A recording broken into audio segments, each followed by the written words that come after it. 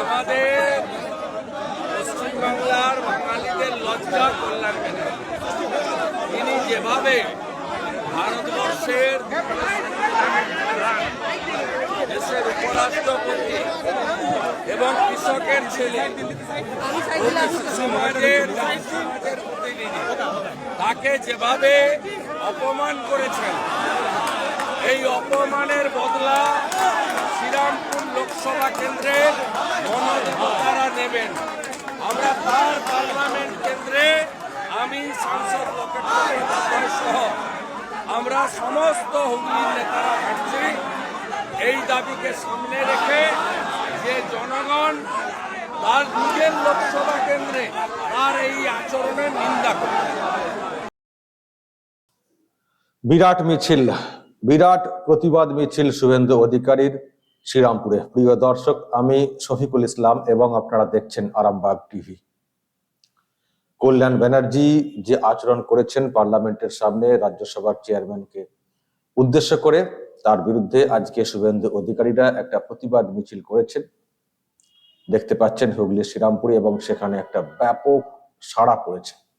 প্রচুর লোকজন পা মিলিয়েছিলেন মিছিলে। জগদীপ ধনকর সাহেবের একটা ছবি আর কি এইভাবে প্রিন্ট করা হয়েছে, অনেক সব প্রিন্ট করা হয়েছে, সেটা হাতে নিয়ে শুভেন্দু অধিকারীরা আজকে কিন্তু শ্রীরামপুরে মিছিল করেছেন। আসলে দর্শক, এই যে ঘটনা ঘটিয়েছেন কল্যাণ ব্যানার্জি, এটা সত্যি কিন্তু মেনে নেওয়া যায় না। রাজ্যসভার চেয়ারম্যান এবং তিনি হচ্ছেন উপরাষ্ট্রপতি, আমাদের রাজ্যের প্রাক্তন রাজ্যপাল, তাকে যেভাবে ভেঙচেছেন, ব্যঙ্গ বিদ্রুপ করেছেন, এটা মেনে নেওয়া যায় না। দেশ জুড়ে এর প্রতিবাদ হচ্ছে, আর সব থেকে বেশি প্রতিবাদ তো আমাদের বাংলা থেকে হওয়া উচিত, কিন্তু সেটা অনেকে করছেন না। কিন্তু সব থেকে বেশি প্রতিবাদ এই বাংলা থেকে হওয়া উচিত, কারণ কল্যাণ ব্যানার্জির জন্য বাংলার সম্মান ডুবেছে, বাংলার সম্মান ডুবেছে। যে সত্যি বাংলার বাঙালিরা এতটা এইরকম নীচ হতে পারেন যে রাজ্যসভার চেয়ারম্যানকে উদ্দেশ্য করে এইরকম অঙ্গভঙ্গি করবেন, আবার একজন এমপি করতে পারেন। যারাই শুনছেন দেখছেন তারাই তো বাংলার দিকে প্রশ্ন ছুটছেন, এ কি বাংলার কালচার? পলিটিক্স করেন, ঠিক আছে, পলিটিক্যাল তর্ক বিতর্ক থাকতে পারে, যুক্তি পাল্টা যুক্তি থাকতে পারে, কিন্তু তা বলে ওই রকম করবেন, ওই রকম অঙ্গভঙ্গি করবেন পার্লামেন্টের সামনে? আমি আর সেই ভিডিও আপনাদেরকে দেখাতে চাইছি না, আমার নিজেই দেখতে এবং দেখাতে খারাপ লাগছে। আমি দেখিয়েছি এক দুবার, আর আমি এখানে দেখাচ্ছি না। শুধু কল্যাণ ব্যানার্জির যে আচরণ, সেটা আমিও আমার তরফ থেকে আপনাদেরকে বোঝানোর চেষ্টা করছি যে এই হচ্ছেন তৃণমূল কংগ্রেসের একজন নেতা। তার কিছু ভিডিও সামনে এসছে, আপনারা দেখেছেন, মহিলাদের গাল টেপা থেকে শুরু করে আমি সব ভিডিও দেখেছি, যারা দেখেননি দেখে নেবেন। আমি সব পরপর করে এসেছি। এই হচ্ছে কল্যাণ ব্যানার্জির চরিত্র। পার্লামেন্টের সামনে খুব নাটকগিরি করেছেন, বিরাট। আবার তার কথা শুনে লোকজন কেউ কেউ হাসছিলেন, রাহুল গান্ধীর ছবি ভিডিও করছিলেন, উনি আবার আরো উৎসাহিত হয়ে পড়েছিলেন, দিয়ে উনি খুব লাফালাফি করেছেন। এবং সেটা নিয়ে দর্শক দেশ জুড়ে একটা প্রতিবাদ হচ্ছে।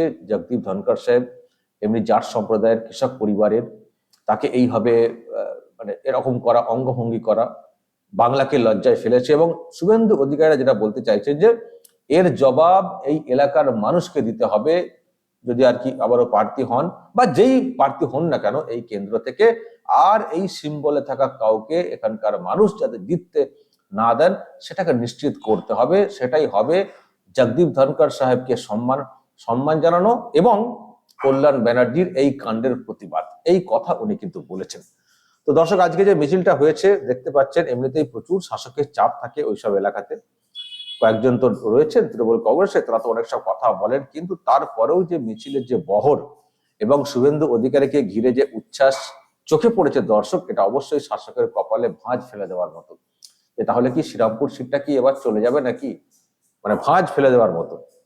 দেখছেন তো আপনারা মানে কিরকম ভিড় হয়েছিল। এবং দর্শক, উনি কিছু বক্তব্য ওখানে রেখেছেন। আমি বক্তব্য খানিকটা অংশ আপনাদেরকে শোনাবো যে উনি কি বলেছেন কল্যাণ ব্যানার্জির এইসব আচরণ নিয়ে। আমি দর্শক খানিকটা শোনানোর চেষ্টা করছি।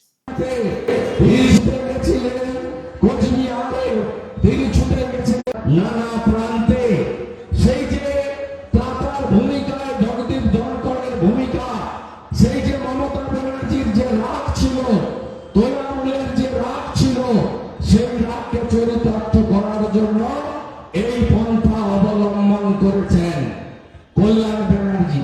শ্রীরামপুরের মাটিতে আমি দাঁড়িয়ে এখানকার গণদেবতা জনতা জনার্দন, বাড়িতে বাড়িতে মাস্টার ডিগ্রি আছে, গ্রাজুয়েট আছে, শিক্ষা দীক্ষা কৃষ্টি সংস্কৃতি এই শ্রীরামপুর সংসদীয় কেন্দ্রের সবার মধ্যে আছে।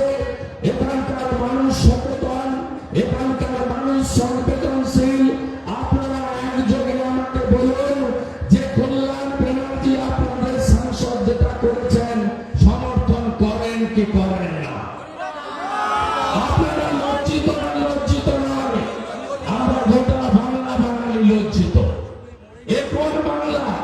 যে বাংলাতে স্বামী বিবেকানন্দ জন্মগ্রহণ করেছেন, যে স্বামীজি 1893 সালে শিকাগো ধর্ম সম্মেলনে উপবিষ্ট হয়ে ভারতবর্ষকে পৃথিবীর ঠাকুর থেকে শুরু করে একাধিক ব্যক্তি নোবেল পুরস্কার পেয়েছেন সাহিত্যে, সংস্কৃতিতে, অর্থনীতিতে। যে বাংলার রবীন্দ্রনাথ ঠাকুরের 1820 থেকে 1890 তার জীবদ্দশায় তিনি বিধবা বিবাহ প্রথা এবং অনেক রিফর্ম সংস্কার করে নারী শিক্ষা, নারীর অধিকার তিনি প্রতিষ্ঠিত করেছিলেন। বর্ণপরিচয় স্রষ্টা সেই বাংলার একজন সাংসদ নিজেকে এলিট সমাজের প্রতিনিধি বলেন, নিজেকে আইনজীবী বলেন কলকাতা হাইকোর্টে। তিনি আজকে দিল্লির রাজধানীর ক্যাপিটালে দাঁড়িয়ে তিনি যেভাবে যে ভাষায় দেশের উপরাষ্ট্রপতি, কৃষকের সন্তান, ওবিসি সমাজের প্রতিনিধি, আপনার মতো হয়তো তিনি ব্রাহ্মণ নয়, উঁচু জাতের নয়, আপনি সেই পুরোনো দিনের মনোভাব ফিরিয়ে আনতে চান। আপনি যেভাবে তাকে আক্রমণ করেছেন, এই আক্রমণে বাংলা বাঙালি লজ্জিত, স্তম্ভিত। শ্রীরামপুরে বুথে বুথে বুথে এই যে ঘটনা, এটা গণদেবতা জনতা জনার্দনের কাছে পৌঁছে দিন। আপনারা নিশ্চিন্ত থাকুন, আমাদের লড়াই চলছে, চলবে।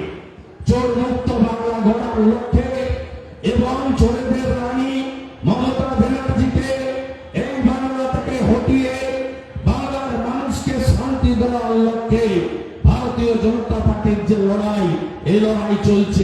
বলে তারা গিয়ে তাদের সঙ্গে বেঙ্গালুরু, মুম্বাই, পাটনা এবং সম্প্রতি দিল্লিতে তাদের সঙ্গে একজোটে মমতা ব্যানার্জির নেতৃত্বে কাজ করার শপথ নিয়েছে। তাই আপনারা নিশ্চিন্ত থাকতে পারেন, আমরা নো সেটিং অপোজিশন হিসেবে পশ্চিম বাংলার মানুষকে রক্ষা করার জন্য ভারতীয় জনতা পার্টির লড়াই চলছে, চলবে।